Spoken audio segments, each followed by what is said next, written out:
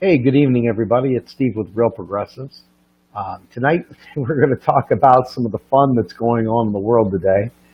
Number one, obviously, with all the Trump nonsense, you've got Wall Street going absolutely bonkers. We've lost 373 points in the Dow over the James Comey issue. And then on top of that, we've got a strange update with the Russians who are now buying up U.S. debt, relatively fast for a country, that it doesn't make any sense, right? Because the U.S. is so broke. Why in the world would a country like Russia decide to buy U.S. debt? In any event, we're going to go ahead and start with this Russian story here for a second.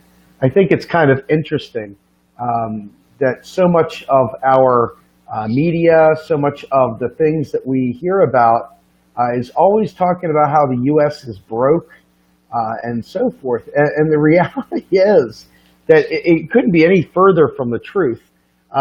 What has happened ultimately is that our economy, it really hurts to see all the cuts and everything to the everyday person, you, me, the rest of the folks.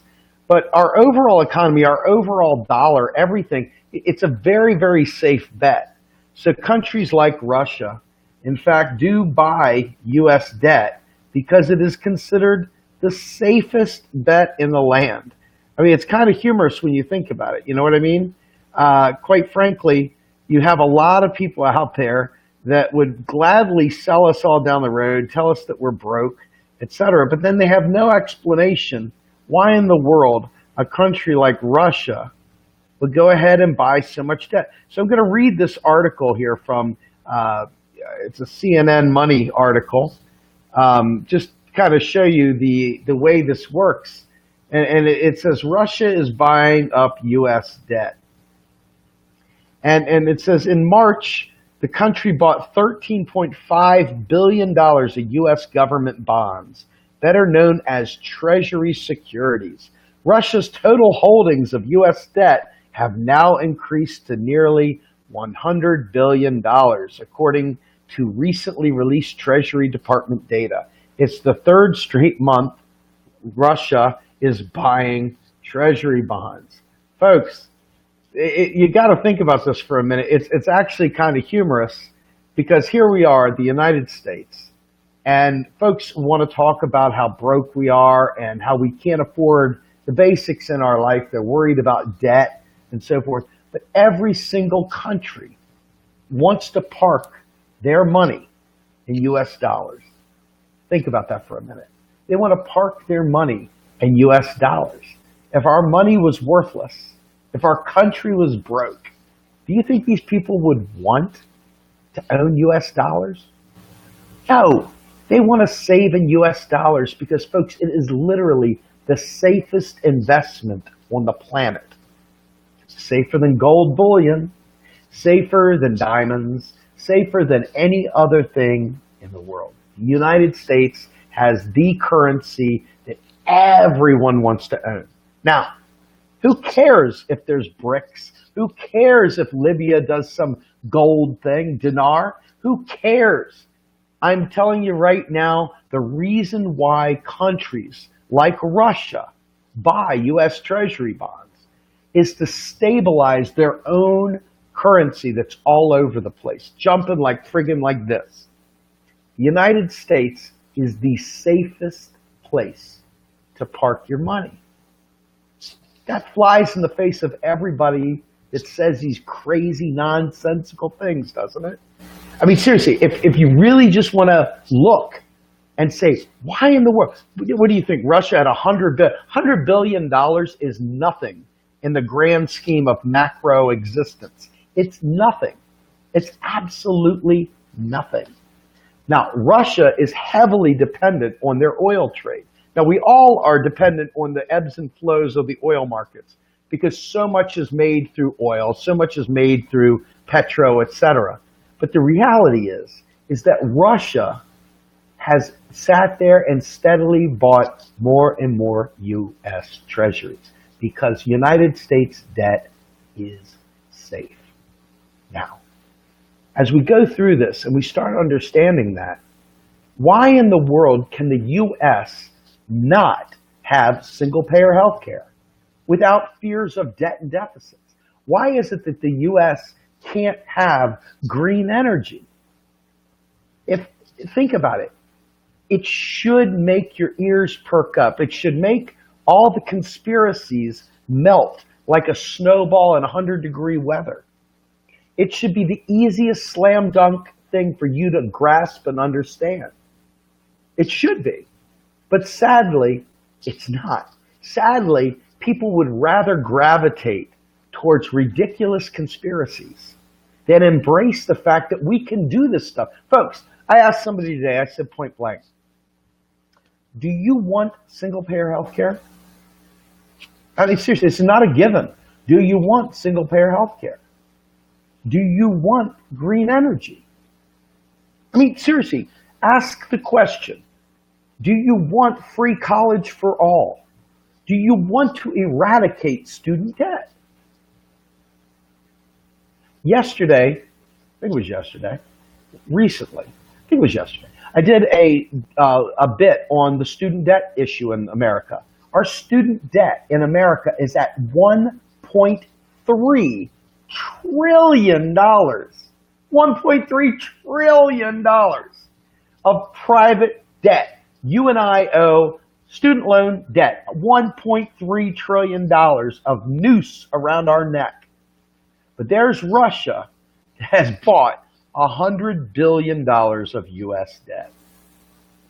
Now, there are people out there, they're probably about as dull as a spoon, able to carve a turkey with a plastic spoon. I'm just sitting there carving away, right?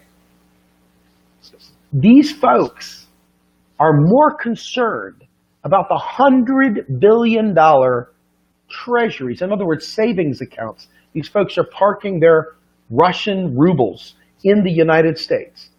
But you talk to them about $1.3 trillion of private debt hanging around the necks of students and elderly students in America.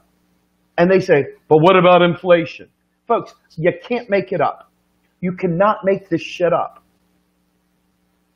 And this, my friends, should be all you need to know.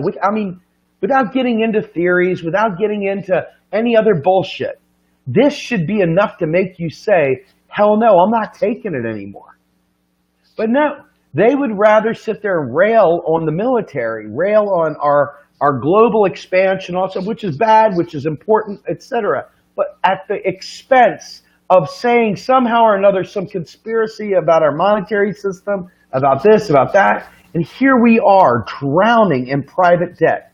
Most people are so strapped they can't even pay their bills. They're living less than paycheck to paycheck.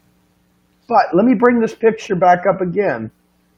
You know, Russia is buying up U.S. debt because they need to stabilize their currency. Okay, and it's a small amount by comparison. Now, let me show you this. This is kind of funny too, right? The other thing that's come down here is now all of a sudden the Dow Jones has gone full facial right down into the toilet. All the investor class is weeping and gnashing of teeth as the Comey announcement and all the other stuff has dropped the Dow 373 points. 373 points that rich people are going to whine about. Now, where did that money go? I don't know. You tell me. Where does 373 points on the Dow go? Is it just vanish in thin air? Folks, rich people are making out left, right, and center. Okay?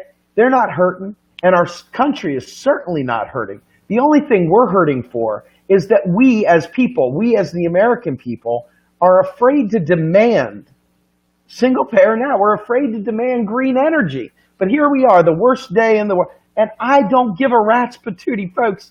I'm telling you right now, these are the kinds of stories that should make all of us laugh. Not laugh because they're horrible or good or anything like that, but laugh at the conspiracy theorists, the folks that are trying to tell us that we've got to do all these things to our money before we can have nice things. Now, you go ahead and you figure out what it is that you want to do, all right? As for me and my house, we're going for single payer. I want to have a Medicare for all, enhanced Medicare for all. I want to have dental included. And folks, I'd like to have some vision in there as well. I want to have all pharmaceuticals, all prescriptions completely free. No copay, just free. Folks, this is doable. It's doable. And I want to walk away from student loan debt. And I want your kids to walk away from it too. We can do this. But our own movement, I swear to God, I tell somebody this, I show these things to people, and they sit there and say, but the Rothschilds, screw your kids, screw the planet. I don't care about green energy, damn it. We're going to go ahead and go after the Rothschilds. But here we are, proof positive.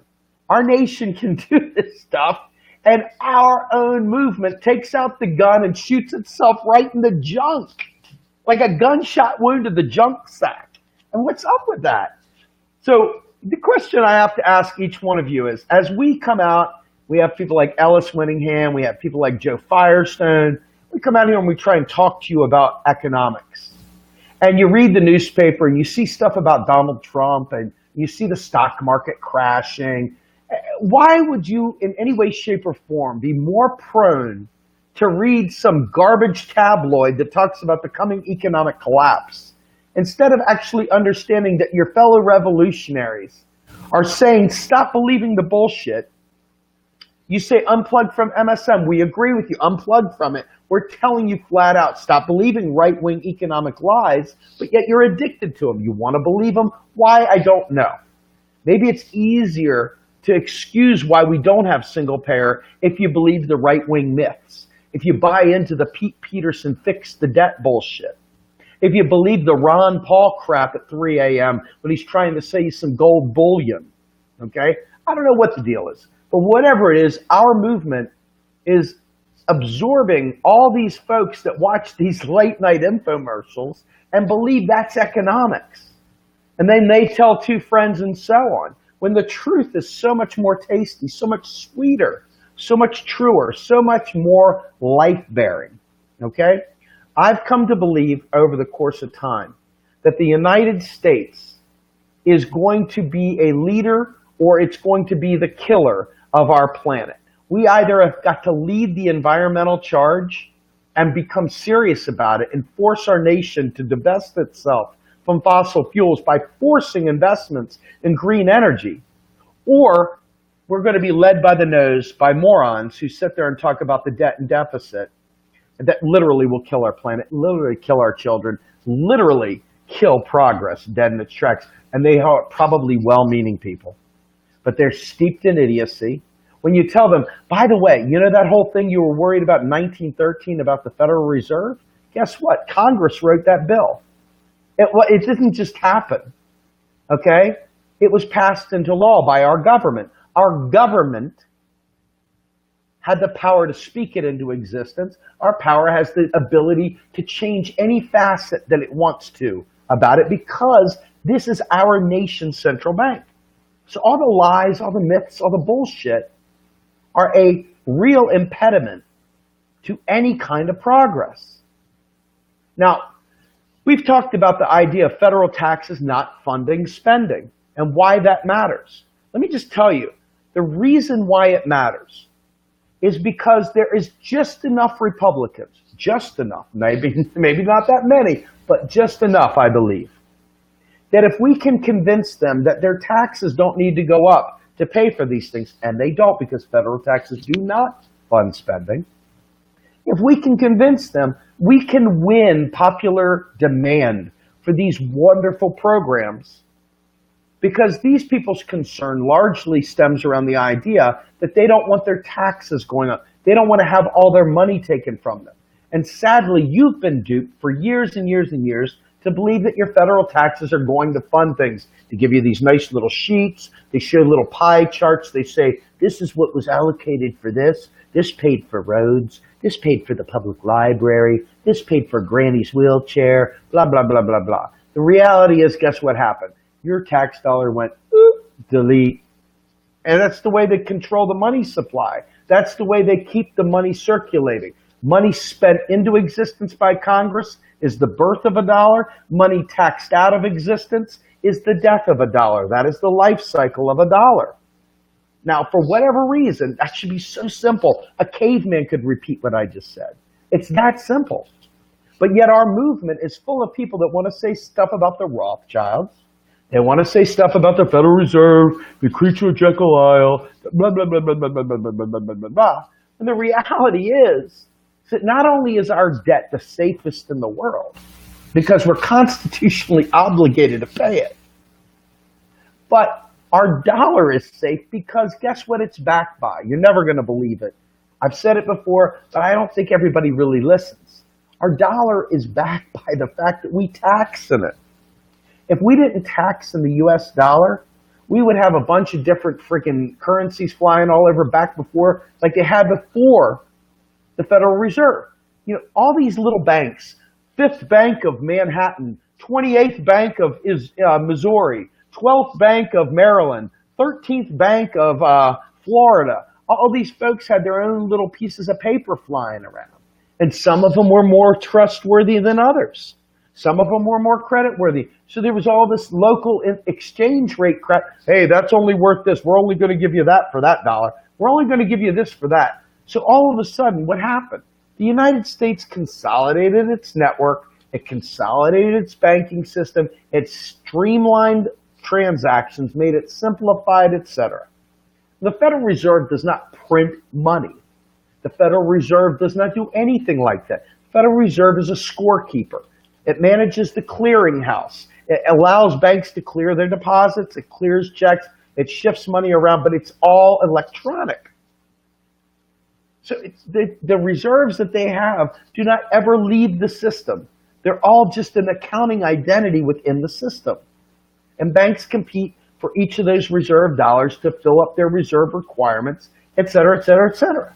But folks get caught up on these little things like, well, what about the member banks being stockholders? What about the 6% this? What about that? What about it, Snapper? Okay, back then, way back then, you had to coax these folks to get on one platform. There had to be a way to get everybody to go together because there was a million of them competing with one another, a million of them fighting with each other. And so they said, let's go ahead and find a way to make this shit go smoothly so that we have one way of transacting across the nation. Pretty frickin' simple, gang. Pretty frickin' simple. But we've turned this thing into some sort of crazy, cray-cray friggin' con job. I mean, complete and utter nonsense. And yet, if there were all these things, do you think this would be happening? I mean, seriously, do you think this would be happening? I mean, let's keep it real, yo. It's kind of silly, don't you think? I mean, don't you start thinking this is pretty silly? If you actually want to have single payer, demand it now. You don't have to raise taxes. Let's get the Republicans on board. They love their kids too, ironically. I know it seems weird because you've been so conditioned to hate Trump that you can't even fathom the fact that Republicans might love their kids too, but they do.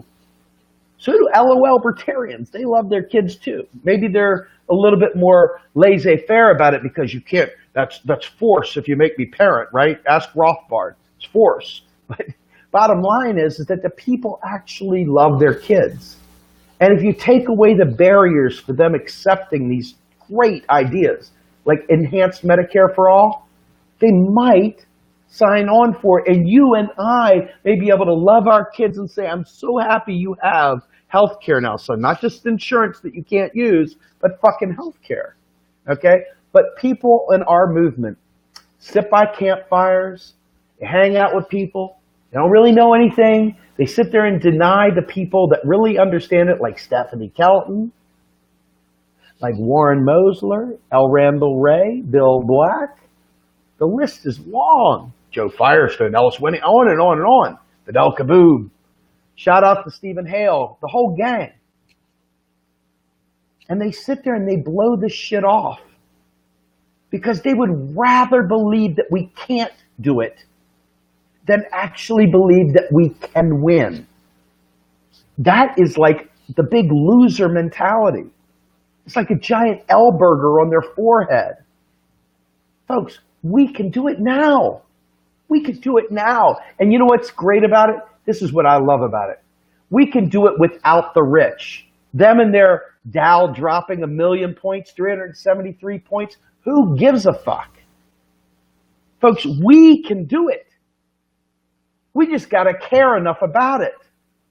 But no, we would sit there and demand that the rich make all this money because we think that money grows on rich people. And so we try to sit there and get rich people to pay for things because we think that money grows on rich people. Folks, money grows from our federal government.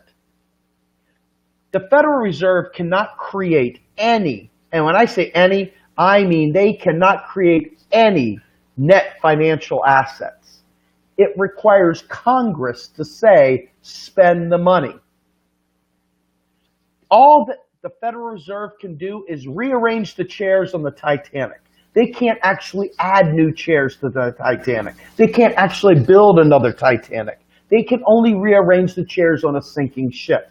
Only Congress can create a brand new boat that's not the Titanic, that misses icebergs. But they don't. They fail. They choose not to. And you know why? Because you believe in conspiracies. You would rather believe in conspiracies than actually believe in winning. Hashtag always winning. But instead, we are always losing. And I blame that partially on our MSM, partially on our horrific school systems, but partially on our zeal to be idiots.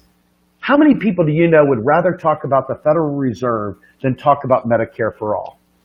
How many people do you believe would actually embrace some sort of conspiracy theory versus saving lives? I mean, seriously, I spend most of my day dealing with the dullerati that believes in conspiracies. And when proven time and time and time and time again that they're wrong, they still hunker down.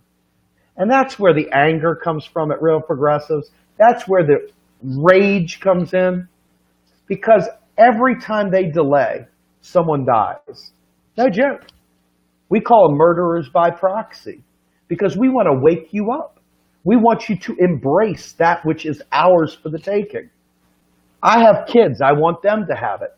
But it requires you to stop being a friggin' conspiracy nut, a friggin' nut job, a whack-a-mole, a doof, cray-cray. Start using your noodle and embrace truth. We can have this stuff today. We've got to demand. You know, if you can march to see Donald Trump's tax returns, God damn it, you can march for economic justice. If you can march for all these bullshit unity things, then you certainly can march for economic justice.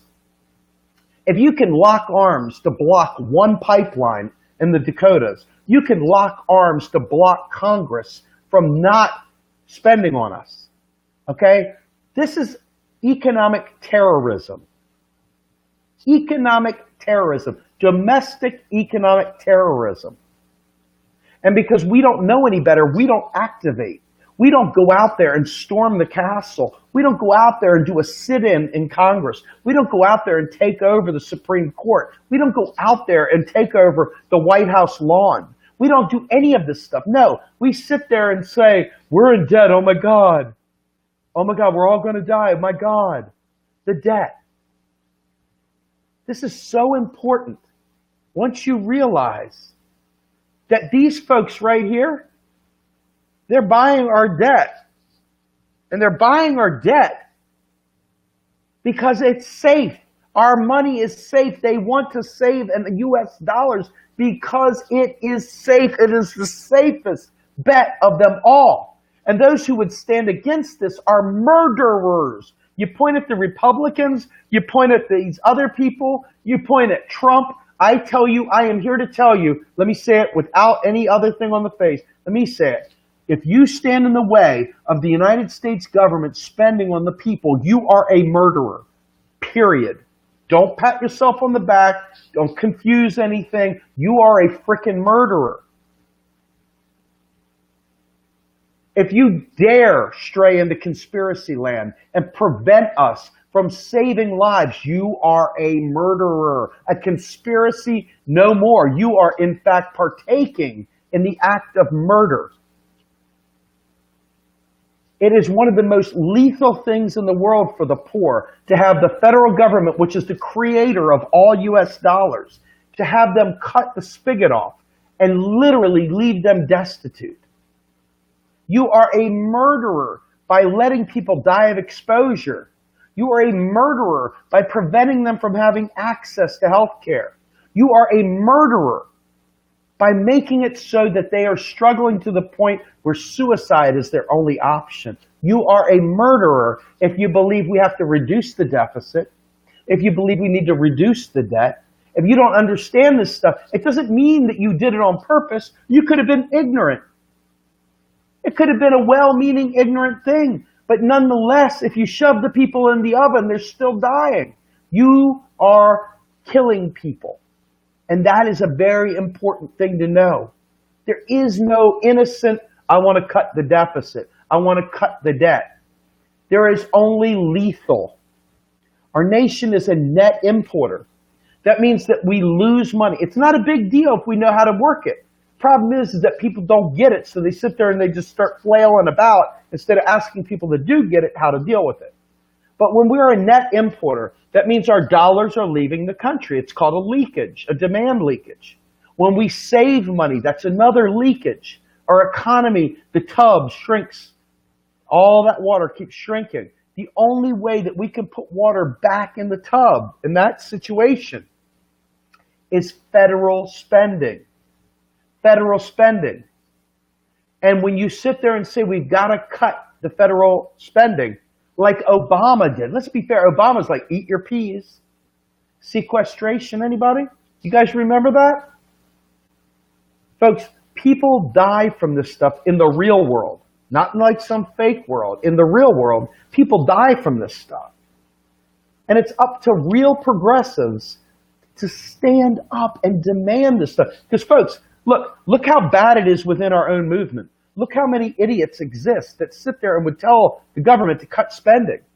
We got to cut that. We got to do this. We got to tax the rich because, my God, money grows on rich people. We don't do that first, then we can't have Medicare because we got to get money for taxes.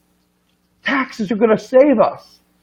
No, taxes are deleted. Taxes are deleted. Taxes are deleted.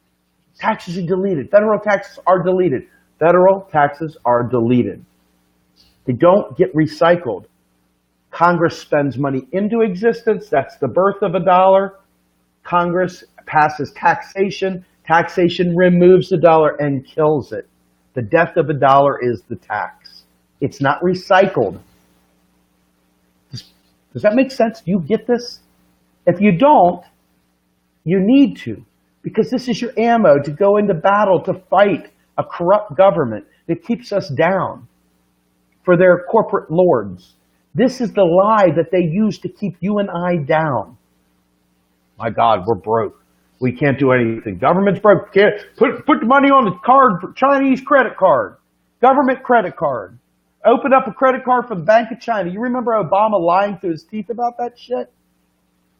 Folks, this straight up is the lie they keep telling us to keep us begging for crumbs. Begging for crumbs. When are you going to open up your mind and decide that it's more important to save lives than to buy the lie that you've been fed? It's like eating Soylent Green. It tastes good, Mom. Honest, it's delicious. Seriously. Very, very important. So with that, remember this. Our ace in the hole, our bargaining chip, doesn't mean that we don't tax the wealthy later after we've solved the healing, after we've solved the misery, after we've stopped it, after we've discharged student loans, after we've done so many things that we need to do to bring the economy back for the people, a federal job guarantee to make it so that the capitalists can never leverage destitution on you and I again. This is the stuff that matters. A living wage with living benefits. And if we don't demand it, we're not going to get it. We will not get what we don't demand. That's why these bullshit marches, fist in the air, these bullshit marches without legitimate, and I mean legitimate demands, They are literally just completely blocking our ability. You say you want a New Deal, prove it. You say you want a Green New Deal, I ain't buying it. I'm not watching you out there taking to the streets about this. I'm watching you go out there and complain about Donald Trump's fucking tax returns. Seriously. If you really want to save our world, if you want to save the planet for your children, my children, all of our children, if you want to prevent wars for oil, let's get off the oil already. Let's keep it in the ground. How do we do that? Man, I don't care if we got to give subsidies to block them from producing oil so that we can get green energy out there pronto, stat. I don't care. I care about the planet. If you believe we're at an event horizon, and most of you folks out there that are left-leaning, green, or better, if you believe we're in an event horizon for our environment, yet you still worry about debt and deficits, look in the mirror and ask yourself if you're awake or asleep.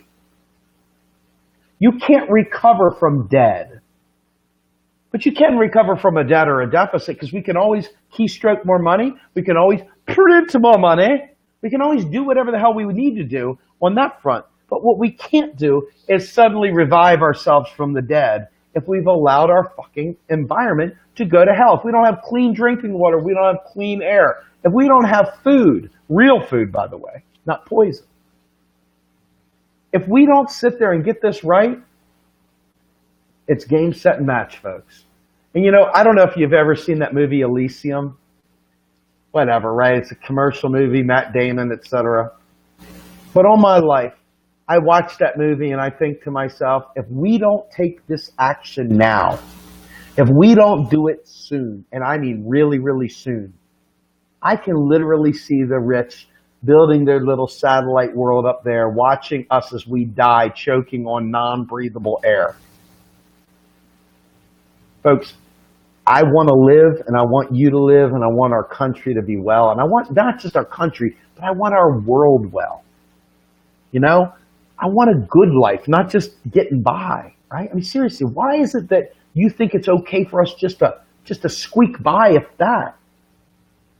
We have choices here, and it's time to demand them. I mean, folks, what do you want? What are you in this revolution for? I would hope you're in this revolution to make lives better, to save lives, to enhance life, to make the 99% reclaim their lives. Not sit there and beg on austerity measures that hurt us more. Think about this. So with that, I'm Steve Grumbine with Real Progressives. Look forward to John Lancelot at 9:30. You guys, I don't remember the guy's name. God, I feel like a heel. But if you remember that guy in New Jersey who got in the fight with the Republican congressman talking about, you're the greatest threat to my family, he's going to be on Real Progressives at 9:30 with John Lancelot. Tune in, folks. With that, I'm Steve Grumbine. Have a good night, everybody.